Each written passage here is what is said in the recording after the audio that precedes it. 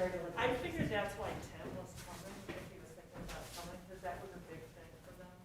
Welcome back, sir. How are you? Fine. What's new and exciting?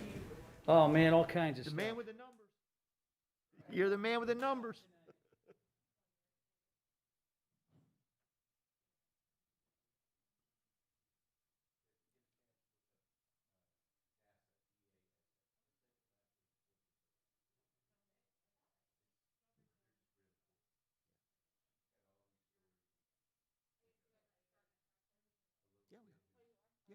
Yeah, we got. No, they're here. There was some couple other ones that were in meetings, so they'll be here. So yeah, it might be a couple minutes after, but. Okay.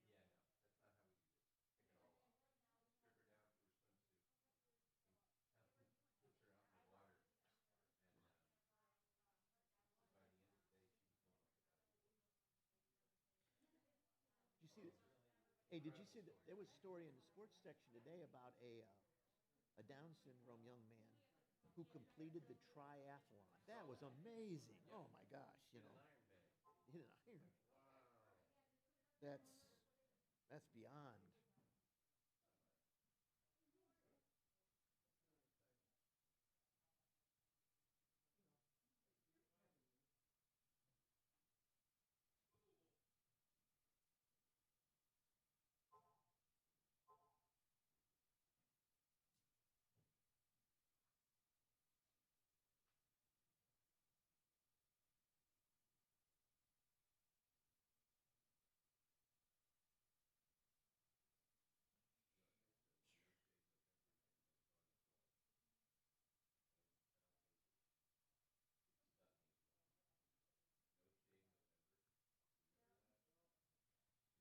Yeah.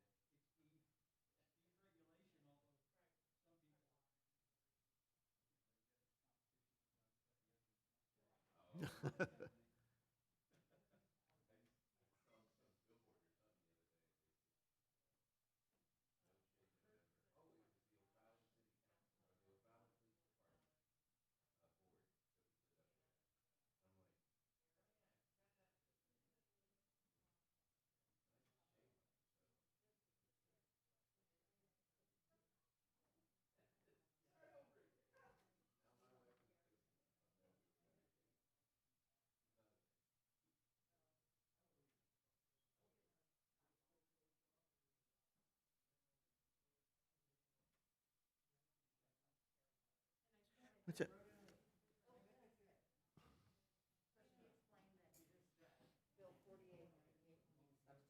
Okay. Okay.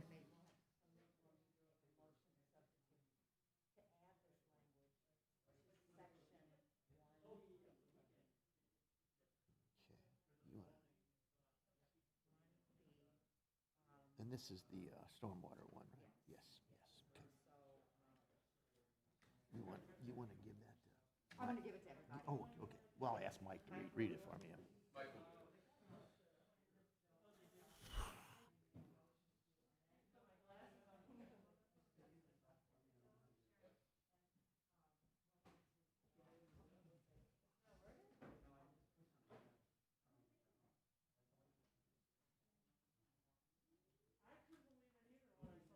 Sometimes that works, other times I don't know. Terry, you got me all worked up. Okay. Well, you. I didn't mean to do that. No, I like it.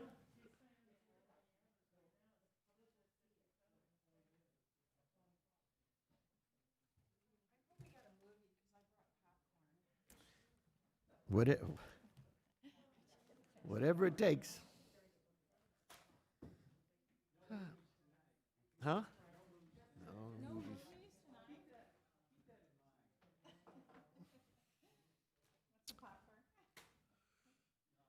Okay.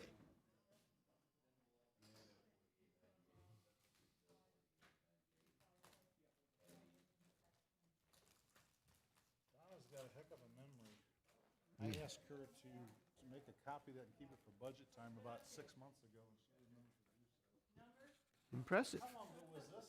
About 6 months ago? You guys don't remember.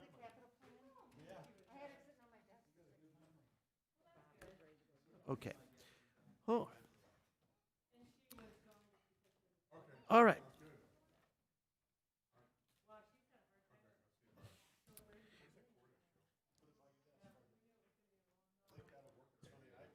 Yeah.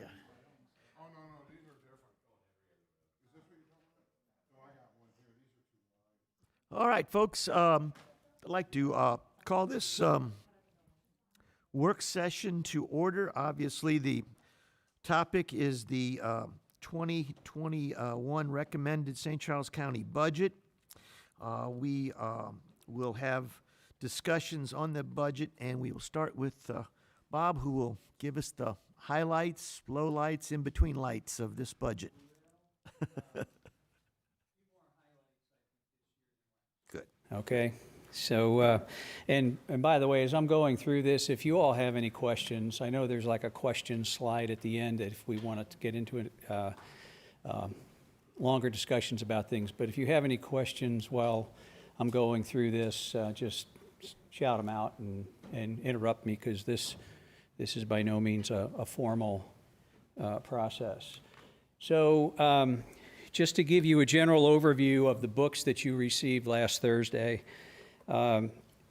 beginning on page 4 of that book is the all funds summary. So that's where you get the look of the county as a whole, all departments, including general fund, and it gives you a snapshot of our total revenues as a county, our total expenditures as a county, and our total fund balances as a county. That's the primary page that when we are going for bond issues and things like that, the bond rating agencies will look at that page to see what our general trends as a county look like, along with our general fund. They'll usually look at that one too. But that's on page 4. The general fund starts on the next page, and that's where we're going to spend the bulk of our time tonight. The special funds, once you get through the general fund, the special funds start at page 162 if you want to dog-ear that page so that you can get back to the special funds and through the general fund. That would be the thing to do, but that starts on page 162. So let's dive into the general fund a little bit. And if you've read the county executive's budget message, things do have a more positive tone this year, but I'll have some note of caution toward the end about getting too optimistic. But first off, we are looking at the estimated sales tax revenues of the general fund coming in at 3% for the purposes of this budget. That's over and above what we budgeted at the beginning of the year. Our budget assumption at the end of 2019 going into 2020 was 2%. So the 3% is ahead of that. Our actual sales taxes right now are ahead by 4.5% through the month of September.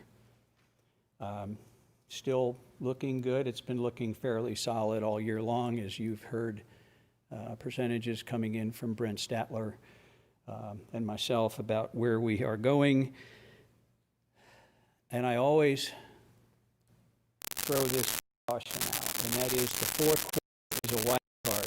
You know, and we talked about 2018, we saw our sales tax absolutely plummet in the fourth quarter of 2018.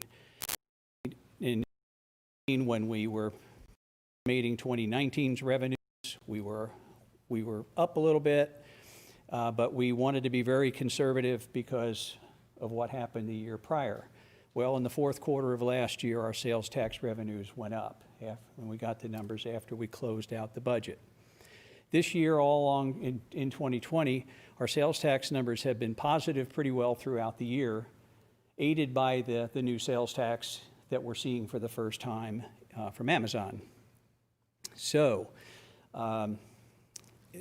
all of that points to, through September, 3/4 of the year being up 4.5%. That's good, but we'll always hold our breath and see what the fourth quarter brings us. So that's the note of caution. So you're saying that we actually, we actually were looking at 3%, you think it might be 4.5, but Well, it's 4.5 right now. Right. But with the, we were anticipating 3 is what you're saying? we're building 3 into the budget. Oh, 2, okay. And now, because of where we are so far, even if we would go flat right now, Bob has estimated it will close out at 3. Okay. And we hope that we don't go negative in the fourth quarter. So we'll just have to see and see how that all plays out. Can I also interrupt him long enough to mention, since he mentioned Amazon, to remind you, because this may become pertinent as the year goes on, that Amazon, now that the facility is open in St. Peter's, is a split issue for us. If you order something on Amazon and it's coming out of the St. Peter's location, then it's a sales tax. And so just like every other sales tax, we share in that along with St. Peter's.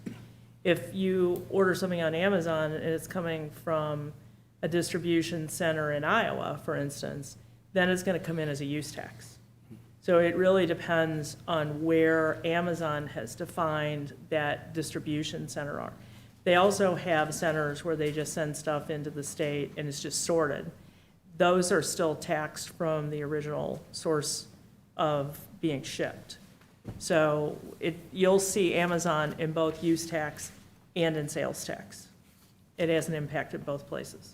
So, sorry, Bob. No, that's quite all right, and that brings up a good point, because I don't have it in this report, but just to make a turn for a minute, talking about the use tax, the Parks Department use tax, last time I looked at it was like 46%, I think something like that, up 46% over the last year, which if you're starting to pick up sales tax from Amazon, which used to be use tax, and now that the sales tax is coming into the general fund, and the Parks Department use tax is still up by 45, 46%. There's a whole lot of stuff going on out there in cyber world. If you take a look at the Parks Department and take a look at the revenues that are being projected, they're very strong based on what we have seen thus far this year. How long that goes, again, we don't know. But for the time being, interstate commerce our internet commerce is very strong, as it points to what's coming out of the sales tax for us in general fund and what's I thought it going. used to be that if you had a physical location in Missouri, you had to collect sales tax no matter where your location was, your shipping location was. Does that change now with Amazon? They get that law tweaked for their benefit? Because you're saying that if it's shipped out of Iowa, it's collected as a use tax. I thought it was used to be that if you had if a company had a physical location in the state, they had to collect tax regardless of where the product was shipped. I think in the building Well, they're materials paying, department, that's the way it is. we're talking about the local sales tax here. The state sales tax, I presume, is being paid over by Amazon to the state. We're just talking about our local share of sales tax here, not the state portion. I Talking think, about Nexus, right? yeah, Yes. you're talking about Nexus. So like if Bloomingdale's only sold on the internet, as they are sold by catalog or by ordering from the store, as they did for so many years, they shipped out of the store in Illinois. Women know these examples, sorry. Then you didn't pay tax. But when they opened their store in Kansas City, Missouri then became a site for them. These distribution centers don't fall under those same rules. The state does not judge these goods in that same way. That's why you see all this work being done in Jeff City to try to capture how this stuff should be taxed. So the distribution center is different than a retail outlet. Okay, So Wayfair hopefully would change that, but it hasn't yet. yeah. Joanne? Okay. Is that- Yes, Yeah, okay. yeah. I didn't realize that was a Continue, question, not the correct statement. Just innocent. So the last point about the budget estimate, in talking about last year was the fact that we actually ended the year, last year at 4.8%, which was considerably different than what we were expecting when we set the budget last year because of the strong fourth quarter. For 2021, for next year, we're assuming in our budget that you all have now, we're assuming an increase of 2%. So, Bob, are any TIFs going offline? not that I know of this year. Last year, we've spoken about, earlier this year, the fact that the Old Town St. Peter's TIF fell off. And so that was kind of a one-time pickup for us there as well. And of course, we won't be paying that over any longer, but getting into how much our sales tax has gone up from one year to the next, we have to bear that in mind.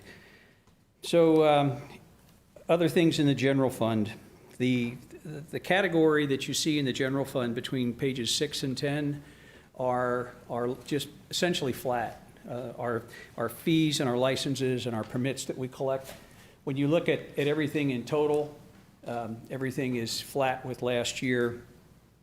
And we're just building on that assumption, where what we've seen in 2020, a couple of categories of our revenue have been up some have been down some, depending on their vulnerability to COVID. And so we've had this plus and minus, but generally speaking, our fees, licenses, and permits are flat. You'll see differences from line item to line item, but that's the general trend that we're looking at. I want to point out to you on page 9, the Corona Relief Fund transfer, and I'll speak to the fund a little more, but when we get to the end of toward the end of the presentation. But as you know, we received $47.1 million from the federal government in April, and we've been under the COVID drill here all year long. So one of the things that is going to happen is, because our Corona funds are eligible to pay for certain funds, expenses in primarily our general fund here, health department, and a number of other funds as well. There's going to be an offset to the expenses we would normally have incurred this year, because the COVID funds that we've received can pay for those expenses. So we're estimating that by the end of the year, we'll have about $8 million that is going to come back to the general fund and offset expenses that we budgeted for in the 2020 budget last year. So we have a plan for that. Of that $8 million, we've recommended that $4 million go to the self-insurance fund. The self-insurance fund has been operating upside down for the last few years. Insurance claims and costs of insurance have continued to rise faster than the premiums that we've been generating from our employees and from our county departments that pay for liability insurance. And the shortfall going in, basically at the end of this year, we were looking at about $2.5 million. So what we're looking at is taking $4 million of this coronavirus infusion that we get. So it's one-time money. We don't want to appropriate it for future uses permanently in the future. It's one-time money, and it's a great way for us to then get our self-insurance fund whole and give it a couple of years worth of life, if you will. That, coupled with the fact that we have the increase in the county portion of health insurance that I'll speak to later, that's also part of this infusion into the self-insurance fund. The other $4 million of the $8 million, we are recommending go directly to the emergency reserve in the general fund, because we know we got $47.1 million, and we know that as of December 30th, any money left over has to be returned. So we are expecting that the funds will be spent in their totality by the end of December 30th. But the other $4 million of this, we would like to set up in the emergency reserve, carry that forward into 2021 because COVID isn't going to stop at December 31st.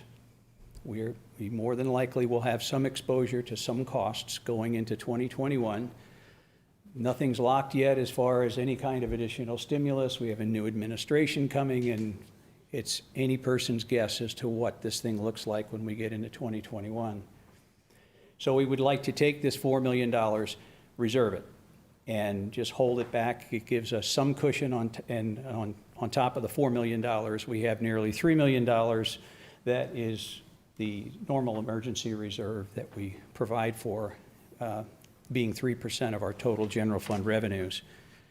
So we'd like to just hold that money there and see what happens and have it in case something does come up. The operating expenses in the general fund are essentially flat as well, and we have seen this for a while now because our budgeting practices for the operating expenses of the general fund have been that we have asked directors to keep things flat. And they've done a pretty good job with that. And most of the departments this year, if not all of them, when we had our budget meetings with the departments, they came in that way. And we didn't have to arm wrestle much at all about keeping things flat. So the departments were very cooperative, and our expenditures, our operating expenditures essentially are flat for the coming year. Move over to, my clicker is not clicking. Okay. Let's see what's going on here. Oh, wait a minute, there we go. There we go. I saw a mouse, somebody's doing it for me back there in the back, I think. So we'll talk about the self-insurance fund a little bit. And in the 2020 budget, this $2.06 million transfer was budgeted. And you can see that $1,525,000 of that was coming from the general fund. General fund has about 75% of the total employees in county government. So this was an assessment that we built into the budget last year to help plug the gap in the self-insurance fund. And you can see the other 3 funds or 4 funds that are there that had a piece of the contribution also. That was what was budgeted in 2020, and those transfers have been made, and they're part of what numbers you see in the self-insurance fund now for December 31st of this year going into 2021. In the conversations we had about the self-insurance fund, it was suggested by John Greifsue, and it was a good idea, that instead of us just kind of coming up with these numbers and billing these funds on their approximate percentages of total employees, let's raise the county's cost of health insurance by a percentage that equates to these numbers. So it's a much more stable across-the-board calculation then. We just have to arrive at an amount that we need, and that amount equates to a percentage.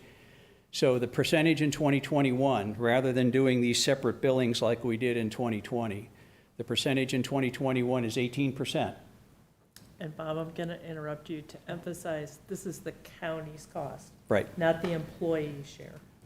Right. You already set that, and it was 2% and 5%. We'll get to personnel in a little while. Is this self-insurance strictly for the medical side of it, or does it include other self-insurance programs? It's the liability as well. Liability insurance as well as health insurance. Okay, so. We're self-insured on both. Okay, so they're not split? Well, Okay. we're partially insured. We're partially self-insured on the liability side. We have a stop loss that generally cuts off after $250,000, something like that, on a liability So claim. the statement says the county cost for medical insurance, okay, co-insurance really is an 18% because that includes liability as well, right? In this case, it does, but the liability piece is a very small piece compared to it, because the number that we were looking at is very comparable to the $2 million that we had last year. And $2 million last year had some component, again, of liability to it, but it's a very small piece of the total pie Compared to going to health. liability. Yes, it's hands down, it's health insurance. We do have a spike in the 2021 budget for some liability claims that we hope are just one time, and then we'll go back down. But generally, liability claims have been a very small piece of the total claims that we pay out. Total claims that we pay out on health and dental, I think, are something like $19 million. And liability claims generally are around $1 million a year. So we're moving to a new methodology here for funding the self-insurance fund. And as I said before, we think that the self-insurance fund will be pretty well provided for the next year or two, depending again on things we don't know, health claims in 2021 and 2022, and liability claims that actually materialize in 2021 and 2022. So let's go to personnel. It's related to the personnel in Craig's department. As you probably know, the recommendation is for a 4% pay raise to county employees. I think you've all received that message already. A 1% cost of living and a 3% merit. So the 1% cost of living raise will actually shift the dollar amounts and bump the dollar amounts in the pay ranges by 1%. The other 3% it's a merit raise, so employees have to satisfy the conditions of having an acceptable evaluation in order to receive that. So, and of course, most of our employees get that, so it's not a big problem at all. Health insurance increases to the employees are the next category here.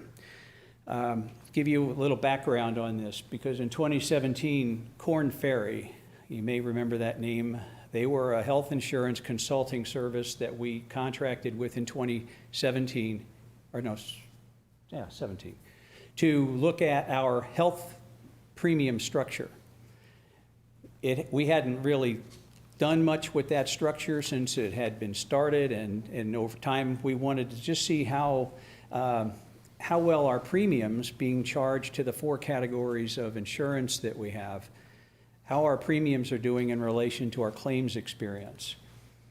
So they came back and they told us that the employee family and the employee child categories were paying somewhat of a disproportionate share, a higher share than they should anyway, of premiums.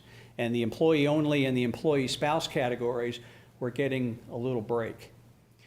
So when in 2018 we took their study, and the increases that they recommended for the employee only and the employee spouse were fairly high, so we bumped those premiums by half of their recommendation in 2018. Is that 2018? Is that 2018 or 19 that we did that? 18. 18. So moving forward with the recommendation of Korn Ferry here, we didn't feel comfortable with just spreading the increase over a uniform percentage, knowing what Korn Ferry had said and that we had only provided for half of the increase. So here, this is why you see the 2-tier breakdown between employee only, employee spouse versus employee family and employee child. 5% increase on the employee only and employee spouse categories, and 2% on employee family and employee child. So that kind of keeps us tracking along with what Korn Ferry told us. And of course, last year we did not have or for 2020, we did not have an increase in health insurance rates. For 2021, there is no increase in dental insurance. Dental insurance is running well, and there is no increase needed there. And those rates, Councilman, are the ones that you adopted last month? Councilman Cronin may remember you asked if you have some idea that there would be a raise if we were going to have a change in rates at all. And so the reason that we did that is the employees right now are in open enrollment to make their choices, and they needed to know what the rates were. So that's underway right now with the employees. I think we are going to need an amendment, though, on the county share. County share, Right. not on When the we do, employee share. at the end of the budgeting process in December, we're going to bring to you final adjustments, and it's going to be a little more broad this year than in most years, for any budget adjustments we need to make for departments that need to realign their budgets to actual a little bit and move some money around. Plus, as Joanne said, we're in open enrollment right now, so we'll have health insurance coverage is changing for a lot of families. So there'll be a number of budget adjustments that we need to bring to you all to bring the budget in for a landing, and then it will give you a reconciliation at that point between this budget that you're seeing now and what has changed from this budget to the budget that you approve on December 15th. So you'll be seeing all that, and there's just a lot of numbers in play, and it's too premature at this point to even do this, just because numbers are changing every day. And so we'll have that to you for introduction on December 1st and finalization on December 15th. 21st. 21st, I'm sorry, you're right. It's 7th. Yeah, 7th and the 21st, okay. My next item here is the 27th payroll.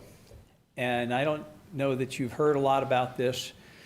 A long time ago, we changed to a biweekly payroll. So we went from semi-monthly to biweekly, paying every Friday, every other Friday. So behind that format is the fact that every year there's a piece of a week that doesn't get accounted for in a biweekly payroll. We have 26 payrolls, and if you multiply that by 14 days, you come up a couple of days short. But every so often, those short pieces build up, and going every other Friday payroll generates 27 pays in a year and not the 26 that we see every year. So this is the first time it's happened with St. Charles County. Under the calendar that we have set up for our payrolls, paying every other Friday, Friday payroll at the end of December, actually it's the first payroll in January, occurs on January 1st, which is a holiday. So not much banking gets done on a holiday. And historically, the county has anytime a payday has fallen on a holiday, we pay on the day before the holiday so that everybody gets paid on the day before, or Thursday. Thanksgiving's interesting sometimes with 2 days involved that are concurrent, sometimes Christmas Eve and Christmas Day, where paychecks can come back 3 days early. But in this case here, January 1st is a holiday, and we're in a position that with things being favorable in the budget, we're in a position here where we thought it would be best to get the 27th payroll out of the way this year by doing what we normally done for the employees, and that is pay a day early, and just kind of stay on that course. So we're going to have 27 payrolls in 2020, final paycheck being on December 31st. Except, you all will appreciate this because your salaries are set. So there's no way you can get a 27th payroll in 2020. So we could just not pay you. But that's not a good solution. So what we're going to do is we're going to defer the elected officials' payroll that would normally be on January 1st, bump back to December 31st. We're going to have it paid out on January 4th of 2021. And then your annual salary in 2021, then that allows us to take your annual salary and divide it by 27 instead of 26. So you get the same amount of money, but it's going to be spread over 27 payrolls, and we keep everything legal, okay? So that's what's going on there. I have a revised memo that's going out to our employees, because one thing that this does, by bringing the January 1st, 2021 payroll back into 2020, it also triggers a third payroll in December for what we've embarked on in 2020 of rolling our paydays back so that we can build a longer buffer between the end of the payroll period and payday. Instead of 3 payrolls taking place in January, we have 3 payrolls that are going to take place in December now. So we're going to pull the conversion date of our pay periods back into December as well. Because in that third payroll, our employees don't have a health insurance withholding. So that helps offset the fact that they're only being paid for 9 days in that pay period instead of 10.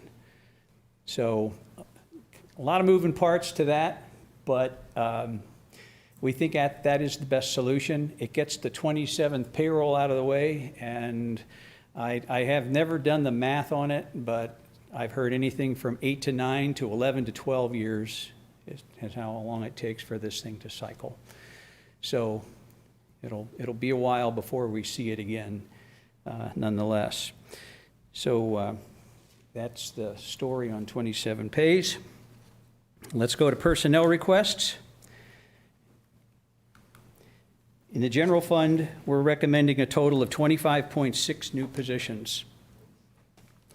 We had requests for 60.6, and of that 60.6, 53 were new corrections officers. We've had this discussion, I think, a number of times about the staffing and the critical staffing needs in the jail. We've not been in a position in the last few years to really do much about it financially. This year, we think we can, in part. So this budget recommends of the 53 corrections officers that were requested, we're funding 18 of them. And the remainder of those positions, the 7.6 other positions, are detailed by department there in the third bullet for you. We have Hey, two. Bob, Yeah. how much are we gonna save on not paying overtime? Yeah, that's a good point. With Dan going to 12-hour days and staffing up, we're paying a tremendous amount of overtime right now because we're short-staffed. Mandatory overtime happens all the time. It's very demoralizing to the employees as well that get mandated in. There's a lot of baggage that comes along with the way we're currently staffed.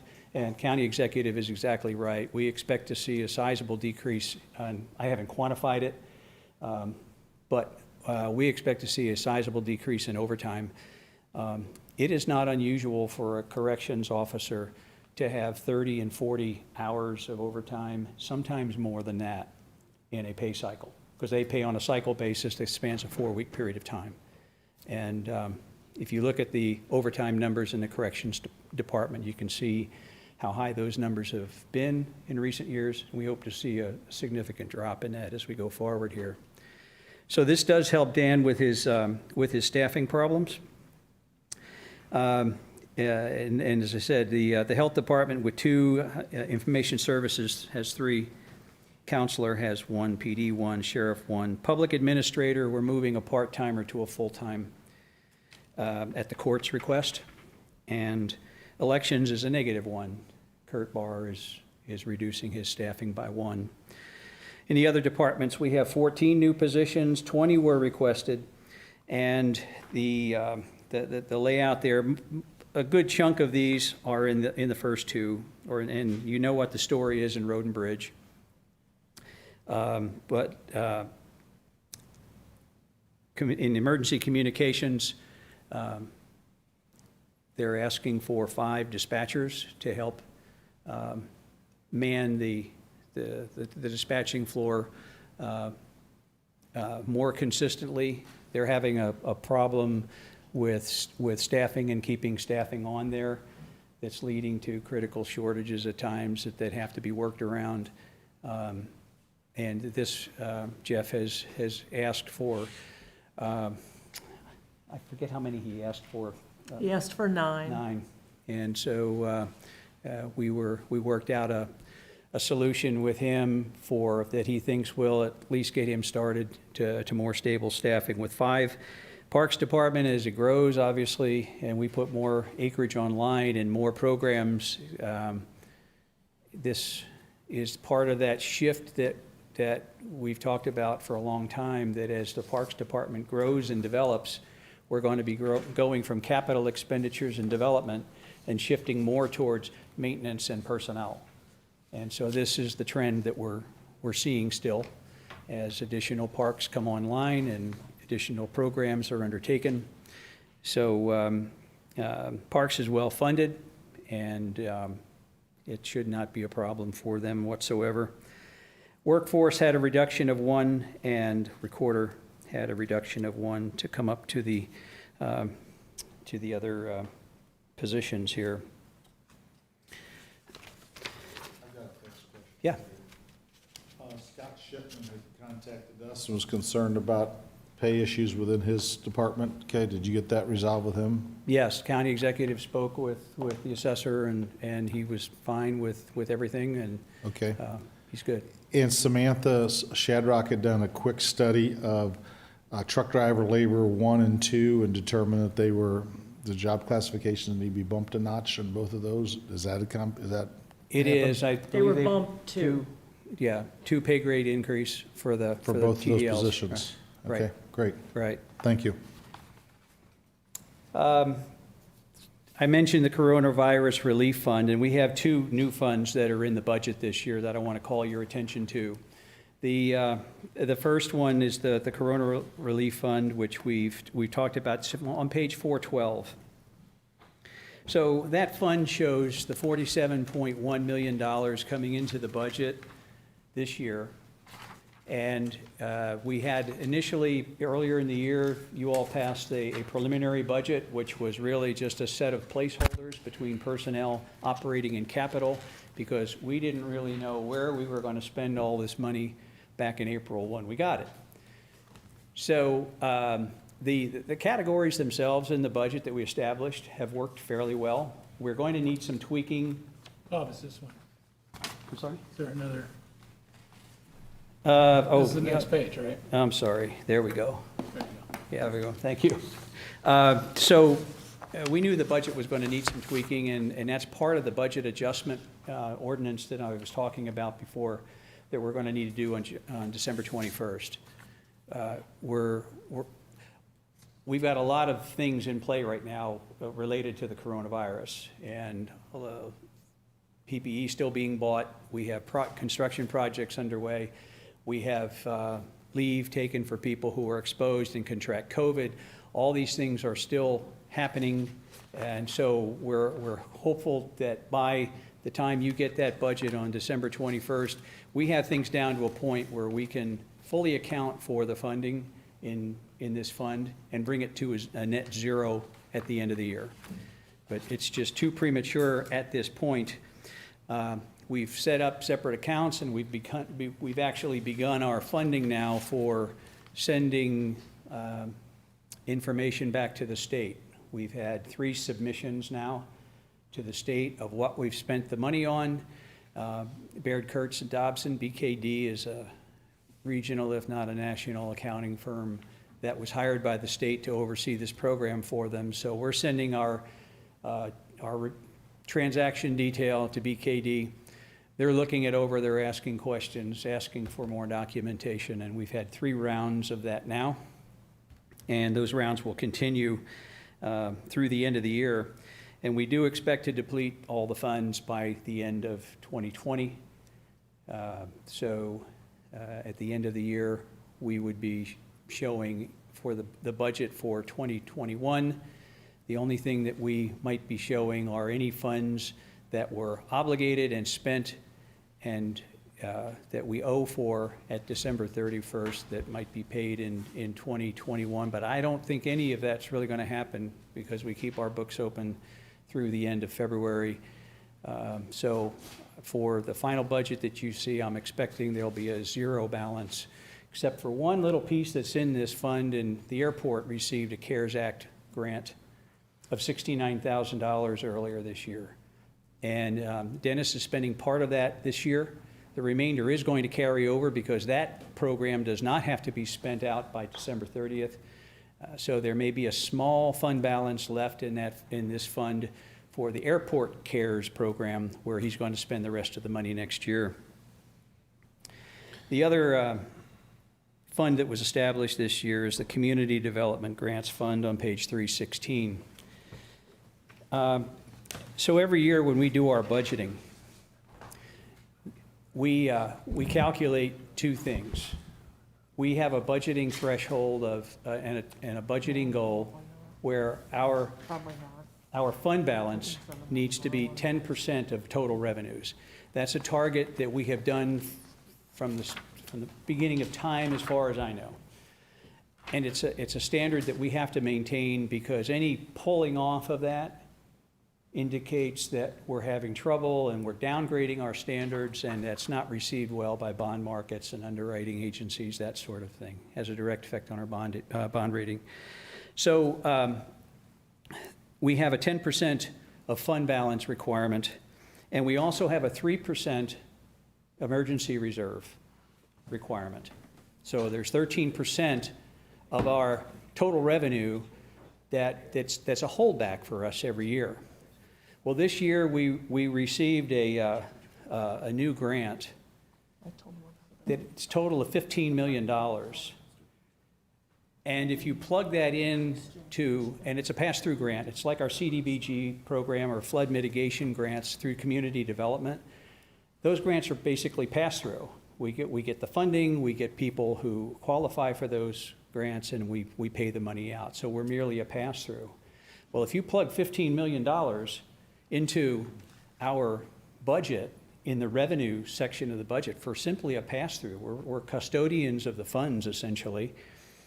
That places a $1.5 million requirement on our 10% of revenues, which artificially appropriates $1.5 million of what we could otherwise spend during the year. And then another 3% of the $15 million on top of that for the emergency reserve. So there's $1,950,000 that we could wind up having to just stick into the emergency reserve and hold back by an artificially increased ending equity that we show at the end of the general fund budget for money that's simply a pass-through. So the recommendation was let's set these pass-through grants, and there's 4 of them, set these 4 pass-through grants up in their own fund. So the money comes in, the money goes out, but it's outside the general fund. So we don't have to artificially appropriate or restrict almost $2 million out of the general fund in this case for 2021. That makes perfect sense, but I have one question on the topic above that. Any chance of getting, I know the governor kept a whole lot of the money, federal money for the county, for the state, where St. Louis County got direct treasury payments. We didn't get that, okay? We got what the governor deemed fit. Is there any Right. chance of us getting any more money from the governor? Stay tuned. There's been some blurb about the state taking a look at releasing some of this, but none of it, the last I heard, none of it was coming our way. Right, was they schools. made an announcement last Thursday, we can get to you, a big portion of it went to schools. Right. But he did say he had 1.2 billion, which is exactly the amount, or the state announced, I shouldn't attribute it to the governor himself, that they had 1.2 billion that they had a distribution plan for. And that's the amount we thought they hadn't distributed. Odds of us getting anything aren't too good then. Not yet, anyway. Okay. All right. So we'll see, but as of right now, there's nothing that we know of that's coming in the way of additional funding. Bob, Thus, we talked to Representative Summers 2 weeks ago, I guess. She's on one of the appropriations committees that's looking at this. We told her there's no reason why the governor shouldn't pay off that $33 million he owes all the counties. He owes us over $1 million. right. I mean, we would have to, he'd have to designate it for use in the jail, but we certainly can use it somewhere in the jail. So hopefully we'll get hopefully she can at least get that much.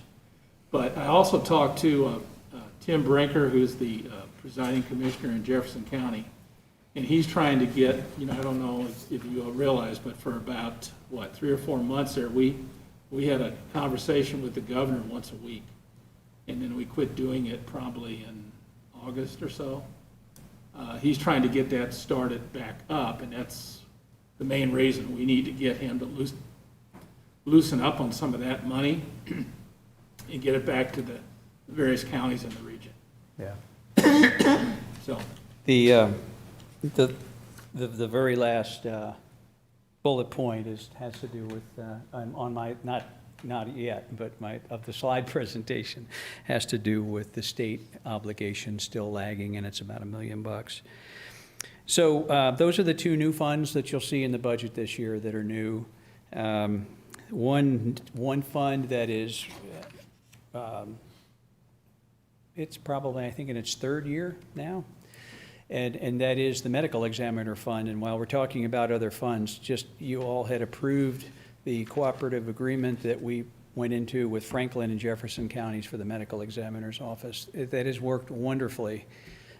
Mary Case, Kathleen Hargrave have done a great job over there by finding additional sources of revenue for us, to the point where in 2020, we were able to actually lower our assessments to the 3 counties to fund that department and still have an adequate reserve left over. We lowered our payment, I think it was in the second quarter, by $75,000.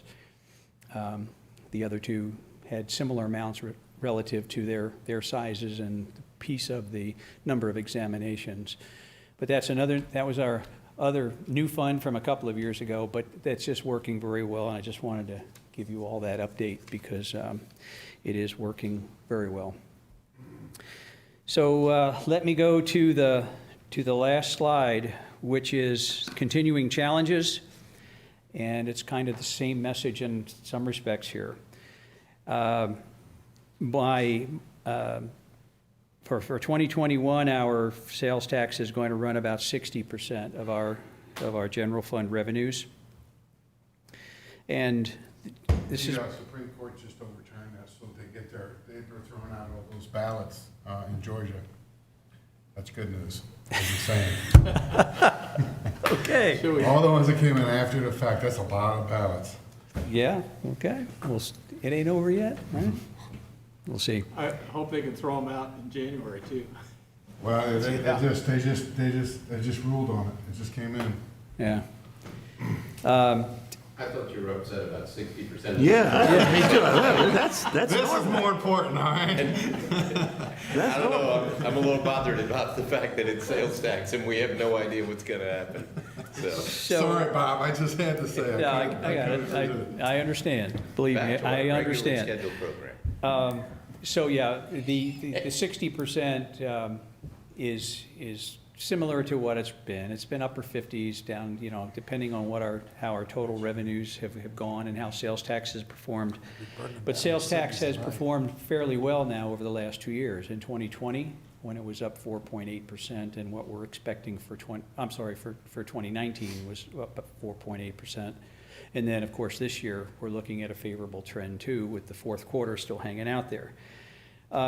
So the favorable climate is good, but it's not permanent. And stock market's pushing, if it didn't hit an all-time high today. We're riding at the cusp of the wave here right now, with in a lot of respects with our economy and even with the pandemic going on.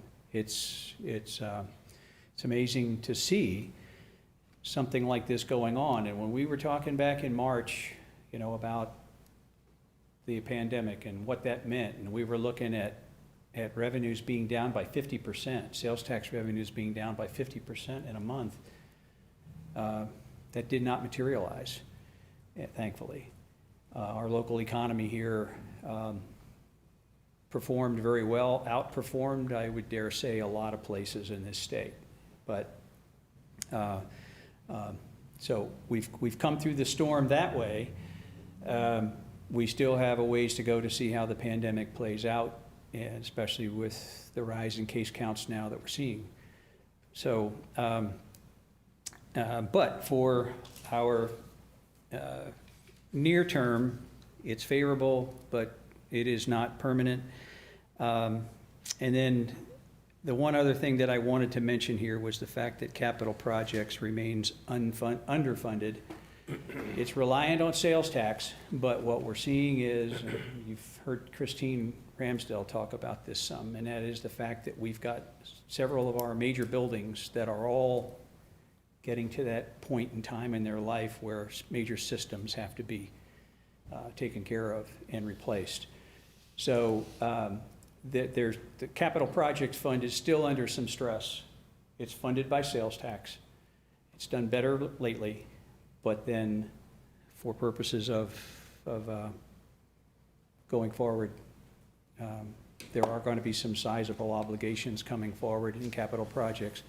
It's one of the reasons why when we did the bond refinancing this year on the recovery zone bonds and family arena bonds, we deferred that payment that we were going to make this month in November of $2.5 million and blended it into the financing to pay it in future years, just so that we could put a little more money toward immediate capital needs here.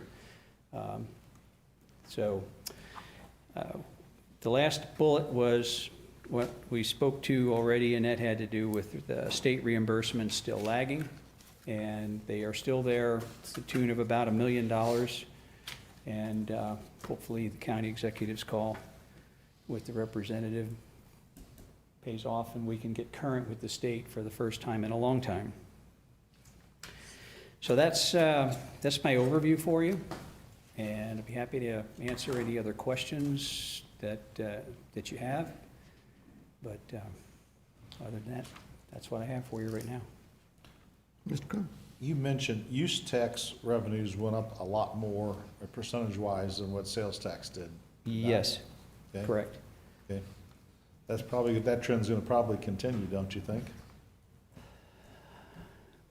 I can't see where the amount of internet consumerism is going to decrease over the course of time. I can only see it increasing, in times of recession, it may fall back some, but we're not there at the moment, and it's crazy out there. I have a friend of mine who he's a subcontractor for FedEx, and he's gone from like 35 employees to like 80 employees, something like that, just because of the need for drivers to bring all this stuff to your doorstep. I got something today.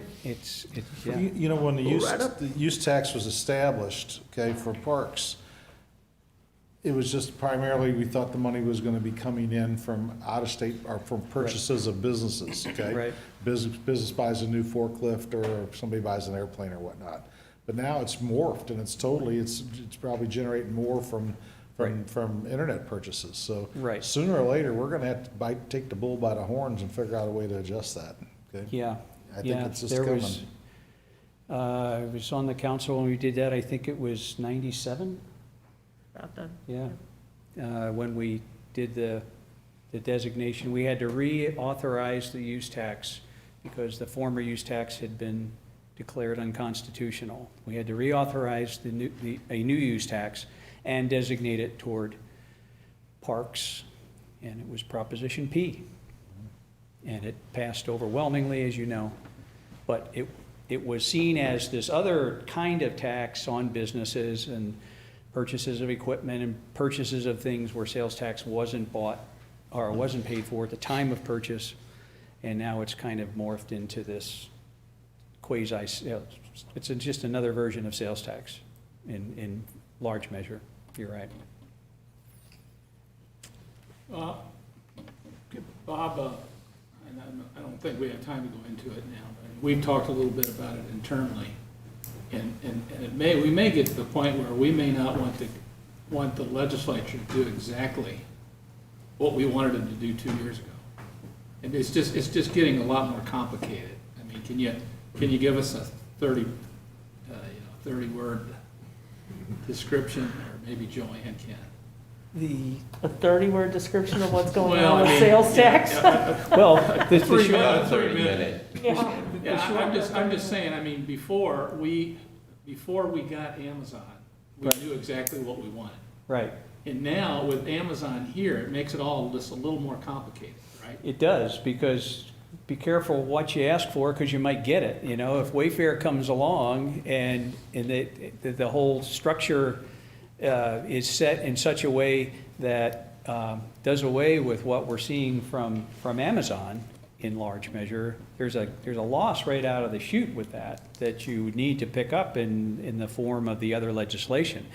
It is very complicated, and at this point, so many what-ifs. I did receive a bill today, I think it's one of the streamlined sales tax bill has been, they've asked for fiscal impact on that legislation, and I printed it off and haven't read it yet. It's 65 pages long. But I want to take a look at that and see what's being proposed there. Because if it's we do have proposed as a skin in the use game now. tax- What's that? If it's proposed as a use tax, we're in bigger, we've got a bigger imbalance than we have right now. Yeah, right.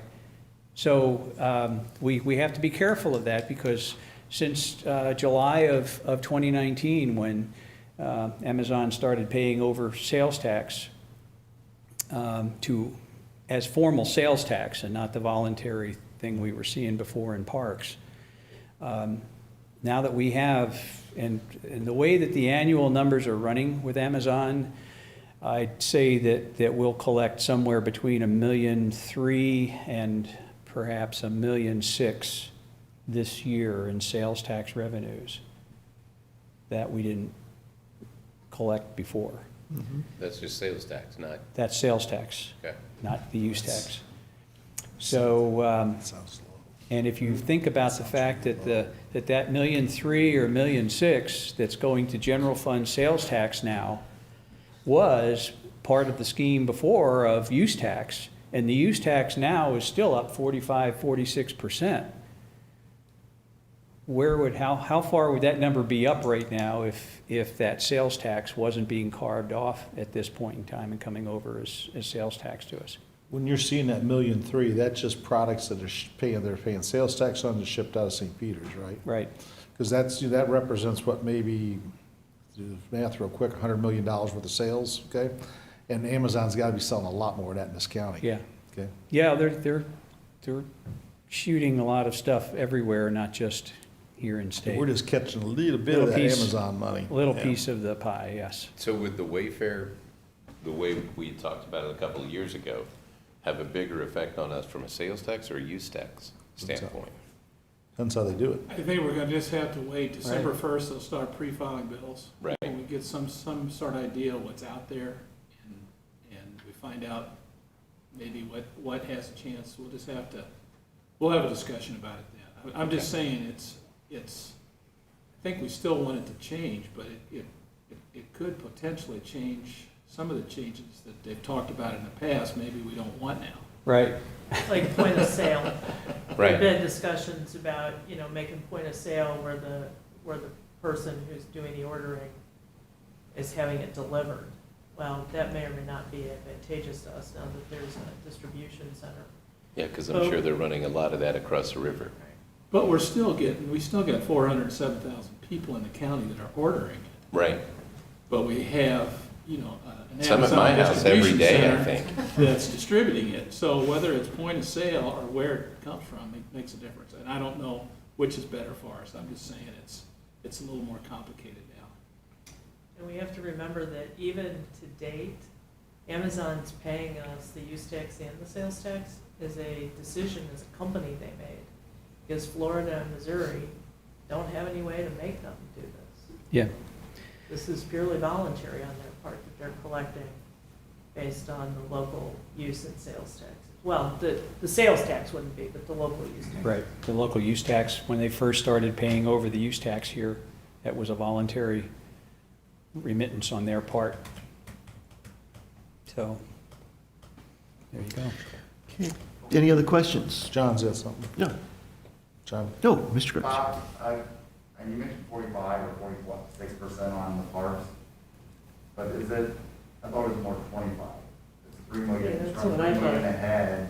No. and we estimated 12. No, I was annualizing a 47% increase year-to-date when we were in June.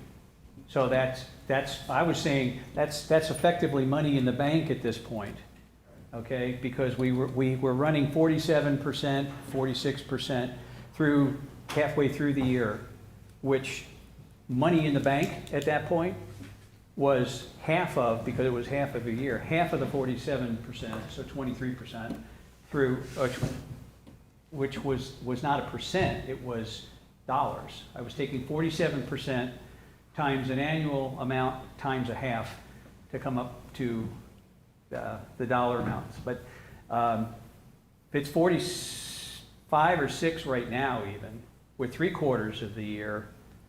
So whatever the dollar amount of that 47% increase is now, I'm saying that 75% of that 47% is money in the bank, because that's a year-to-date number at this point. Pending what happens between now and the end of the year.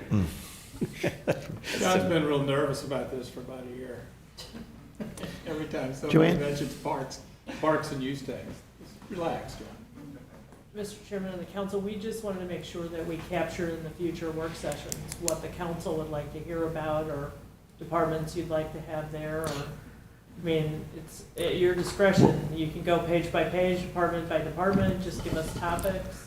Well, what we've done is Donna sent a letter out, correct, to all the department heads requesting that if they had anything that they, Not all the department heads, excuse me, just elected. elected officials, I'm sorry, to certainly let us know. And I think prosecuting attorney was going to be here tonight. That is correct. But couldn't make it, so I think he's going to be coming the next meeting.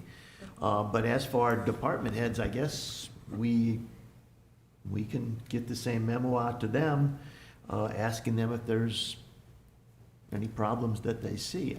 I haven't heard of any, have you? No, typically, we don't have the department heads come to us and request to come here. They go through administration. Right, go through just it, the I'm sorry. elected Okay. officials. Yeah. No, no problem. I just want to make sure if there's something Yeah. councilmen want to hear about, that we're bringing those people to, for you to. I have something I'd like to ask about. I asked about this last year. You're probably not going to like this question again this year. But based on parks and use tax,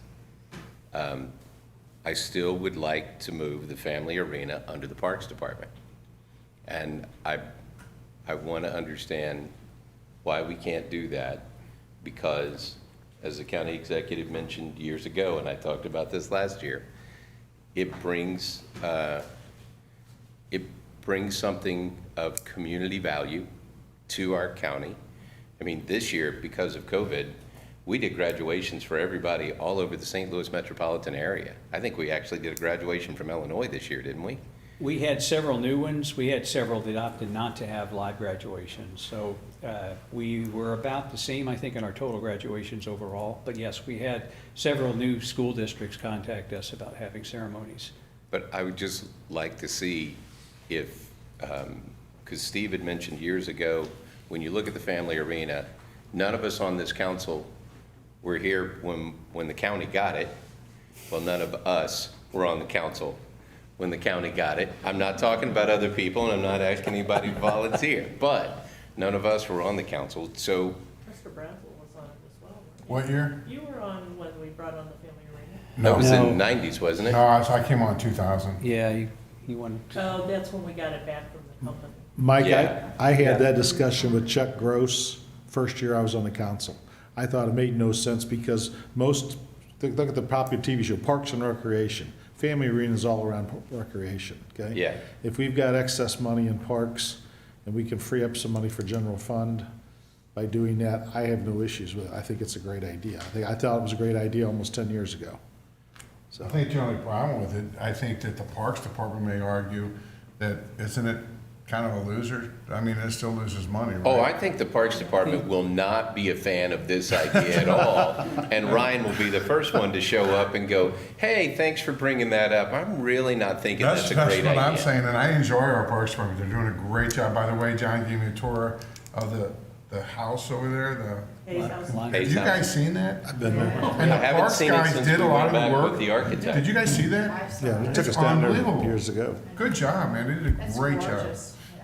But anyway, so that's why I wouldn't wanna see, I wouldn't wanna mix a bad business with a good business, but. Well, that's to- fine. I think, Bob, I mean, we did discuss this. We didn't discuss it long because we don't really have to do it this year. Right.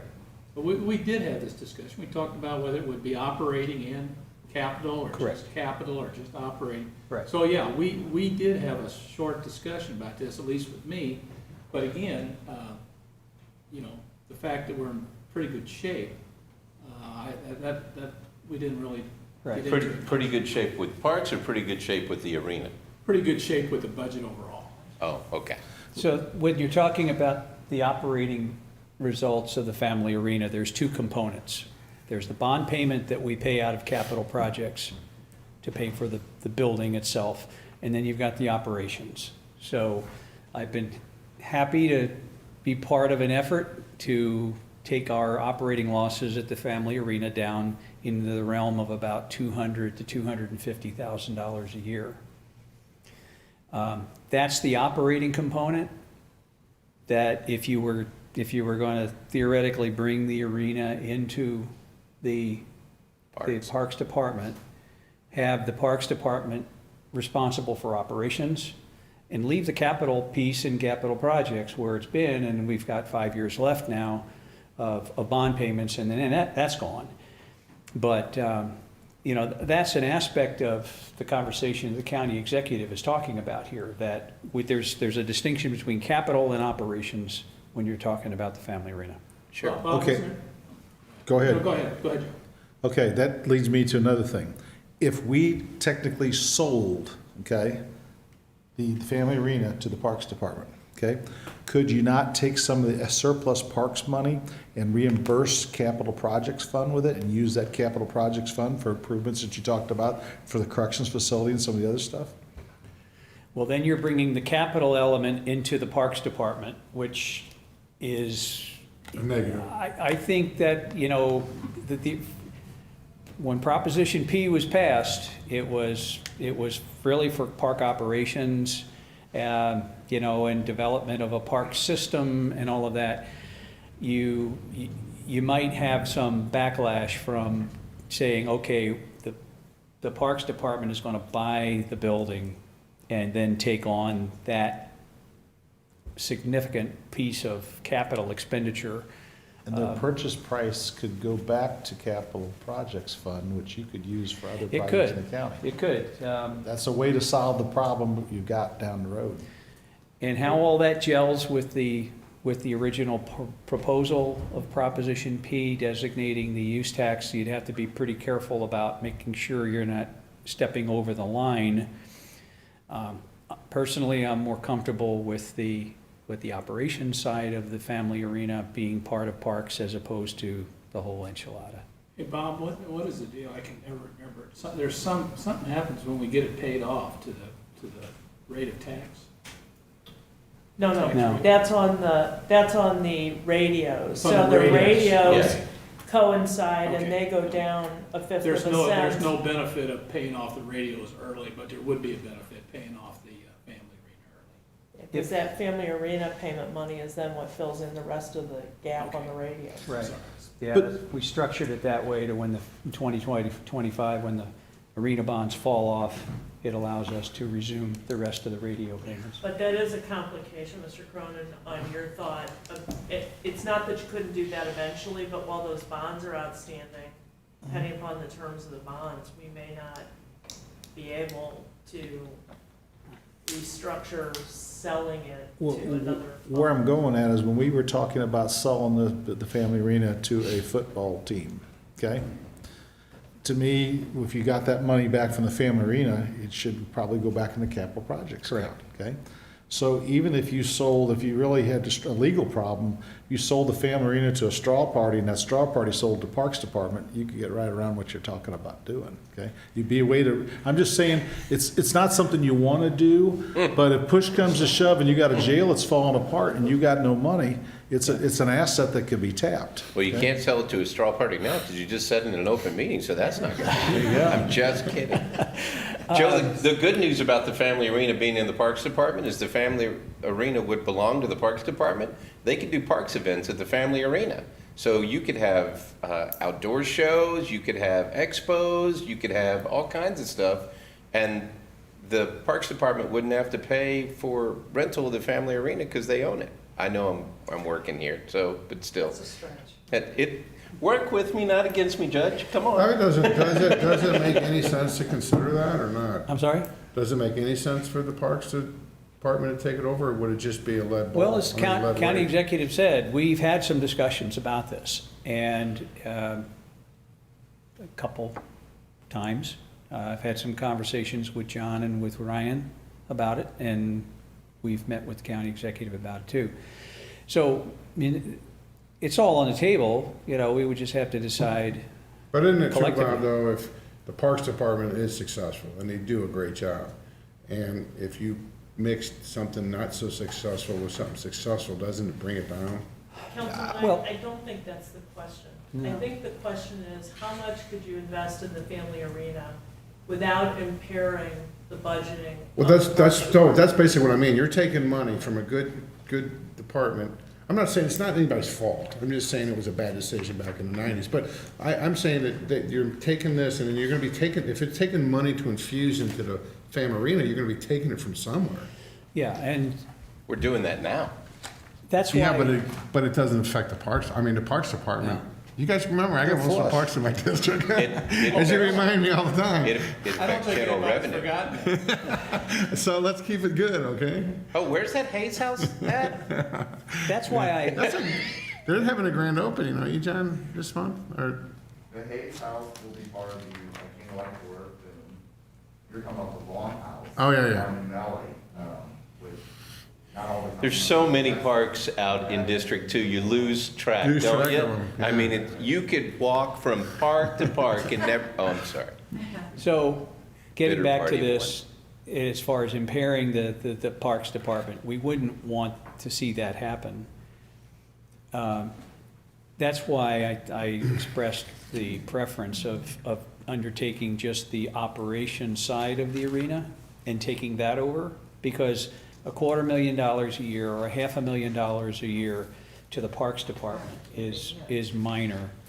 Yeah, in the because Parks scheme is of looking things. at ending the year at what, a $1.9 million? Oh, well, they had a $22 million fund balance at the beginning Yeah, of that's- 2020, yeah, they so. got- Yeah, so, money. Joe, that $200,000, So, well, no, I'm not, It's this is a good 1%. conversation. I don't know what it looks like. I mean, if it makes sense, then it makes sense. I don't we'll know. be happy to work with you all, you know, and talk to you about it. I said what I said, just, we haven't made up, we're not against it.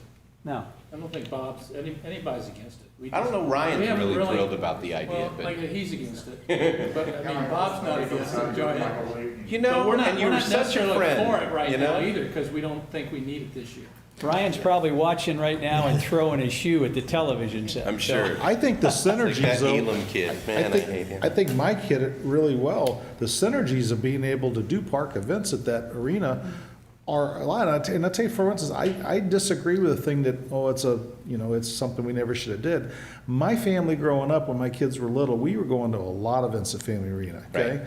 I mean, there's, the Cinderellas on ice and the River City Rascals and all those good, that's good in family entertainment that was affordable for families. So I think being able to use that building more and maybe improve it with that $20 million of park surplus might be a damn good thing. What's really ironic is the fact that we had a great January and February at the Family Arena. And we had the circus in March, and we had the lineup of graduations, and we had concerts booked into the summer. We had a really good year, Bill. then And we we had were COVID. hopeful at the beginning of the year that this would be the year we're in the black. And then, of course, COVID hit. I don't know whose idea it was to do this Christmas lights program at the arena. Bob's. Bob and Well, staff. Tom O'Keefe, I gotta give Tom credit, because he's been out there Attaboy, pumping all Tom. year long, you know, and he came to me a number of months ago and said, a lot of lights, here's what it looks like. I got to see a glimpse of it, a couple of nights ago. They were doing the videos for the drive-through, for the, what's gonna be on our website and commercials, that sort of thing. It looks pretty interesting, so. But that, I think that is a really good creative idea in putting that together. And it's a great use of things that, I think it kind of speaks to the possibilities that are there if you get creative. And for Tom and you and the staff to put that together, I think is fantastic, because you can't do the events right now. Right. But I think to put something like that on this big, huge parking lot, I mean, it's got to be one of the biggest parking lots in the county, if not the biggest parking lot.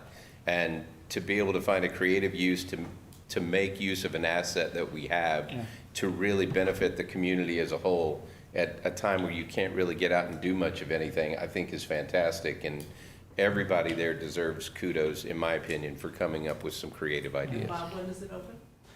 It's the day after Thanksgiving, I think, right about that time, and it runs to like January 2nd.